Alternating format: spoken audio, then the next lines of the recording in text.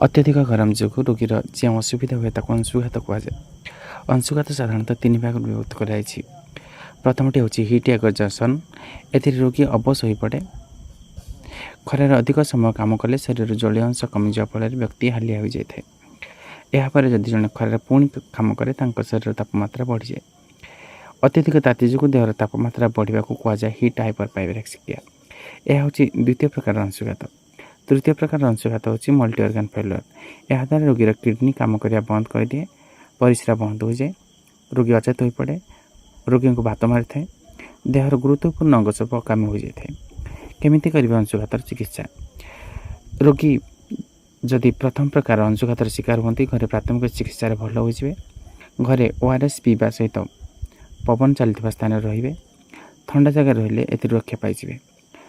जदि ताती बढ़ रोगी द्वितीय प्रकार अंशुघातर शिकार होती ताहले औषध खावा पड़ी था। तेबे तृतीय प्रकार अंशुघातर शिकार हेले रोगी को आईसीयू रखा पड़ी था। अंशुघातर शिकार हेले तुरंत डाक्तरखाना भर्ती करने दरकार। अंशुघातर वर्तिबे केमिति? बाहर काम करते सकाळे और संध्यारे काम करंतु। दिन 11 ରୁ 4टा पर्यंत बाहर काम करंतु नहीं। छाई स्थान काम करंतु। यथेष्ट परिमाण पानी पाखर रखि थांतु।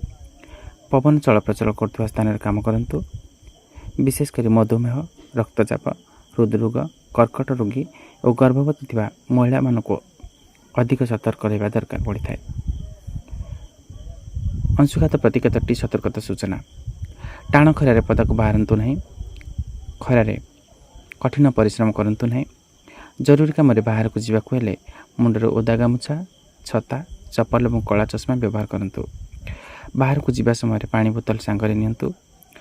जलशुष्कता रक्षा करने अधिक पानी, ओआरएस द्रवण, पणा, तोराणी, कोल दही और आखु रस पियंतु। काकुड़ी, तरभुज आदि खांतु। मादक द्रव्य सेवन करंतु नहीं।